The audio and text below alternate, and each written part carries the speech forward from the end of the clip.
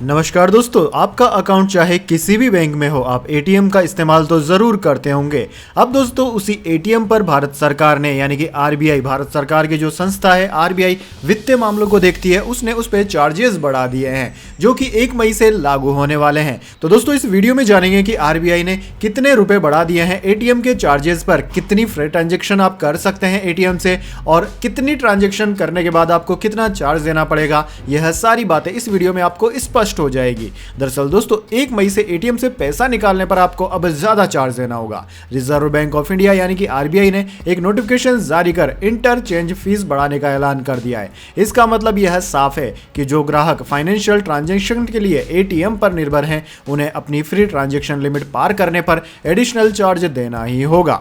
दरअसल दोस्तों official notification के अनुसार 1 मई से ग्राहकों को फ्री लिमिट पूरी हो जाने के बाद एटीएम से हर फाइनेंशियल ट्रांजैक्शन के लिए एडिशनल ₹2 का भुगतान करना होगा। इस फीस हाइक की वजह से अब एटीएम से कैश निकालने के लिए आपको हर ट्रांजैक्शन पर ₹19 चार्ज देना होगा, जो कि पहले ₹17 था। अब दोस्तों बात यह आती है कि यह कौन से बैंक के लिए है। तो दोस्तों अगर आपका खाता एसबीआई में है, पीएनबी में है, कैनरा बैंक में है, आईसीआईसीआई बैंक में है, भारत के किसी भी बैंक में आपका खाता हो, आपको एटीएम का यह चार्ज तो देना ही होगा, यानी कि आपके ट्रांजैक्शन फीस ₹19 हो गई है।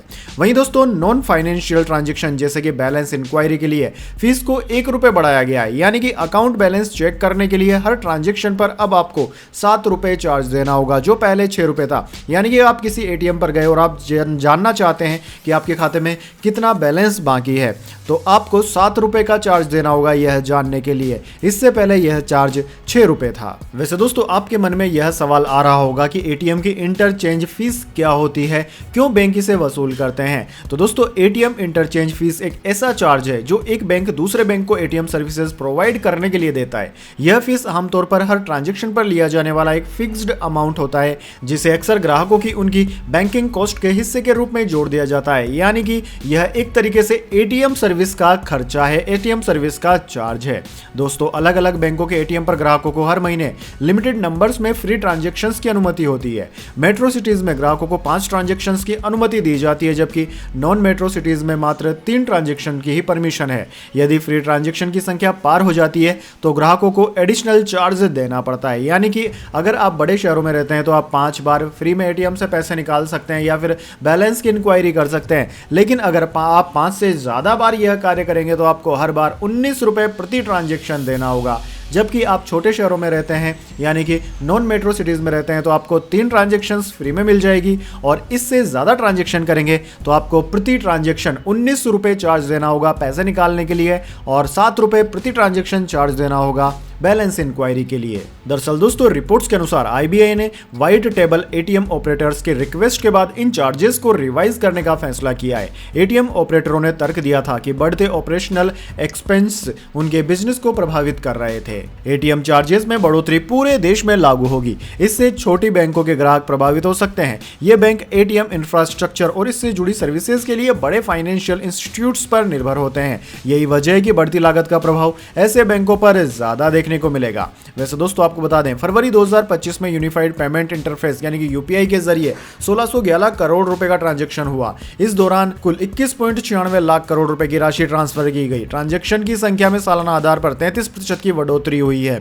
ऐसे में भारत सरकार चाहती है कि भारतीय लोग ज्यादा से ज्यादा यूपीआई ट्रांजैक्शन करें, एटीएम को कम से कम इस्तेमाल करें। वैसे दोस्तों अगर आप एटीएम का इस्तेमाल करते हैं तो आपको कुछ बातों का ख्याल तो जरूर रखना चाहिए। पहला, अपने बैंक का एटीएम ही इस्तेमाल करें। जितना हो सके अपने ही बैंक के एटीएम से पैसे निकालें या बैलेंस चेक करें। ऐसा करने पर आपको मुफ्त लेन देन का फायदा मिलेगा।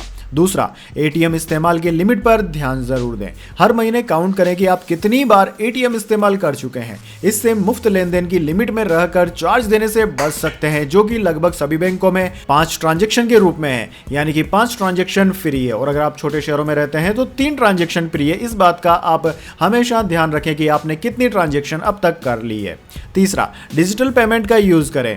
जी हाँ दोस्तों, मोबाइल से पेमेंट जैसे कि यूपीआई, मोबाइल बैंकिंग का इस्तेमाल करें। इससे नकदी निकालने की जरूरत कम होगी और एटीएम से पैसा निकालने का एक्स्ट्रा चार्ज भी बच जाएगा। और भारत सरकार भी इसी को प्रमोट कर रही है क्योंकि यह भारत की जीडीपी में एक तरीके से सही फायदा पहुंचा रहा है। वैसे दोस्तों आपको बता दें, भारत में डिजिटल पेमेंट्स की वजह से एटीएम सर्विस पर प्रभाव पड़ा है। ऑनलाइन वॉलेट और यूपीआई ट्रांजैक्शन की सुविधा ने कैश विड्रॉल यानी कि नगद निकासी की आवश्यकता को काफी कम कर दिया है। सरकारी आंकड़े बताते हैं कि भारत में वित्त वर्ष 2014 में 952 लाख करोड़ रुपए की वैल्यू के डिजिटल पेमेंट्स हुए थे।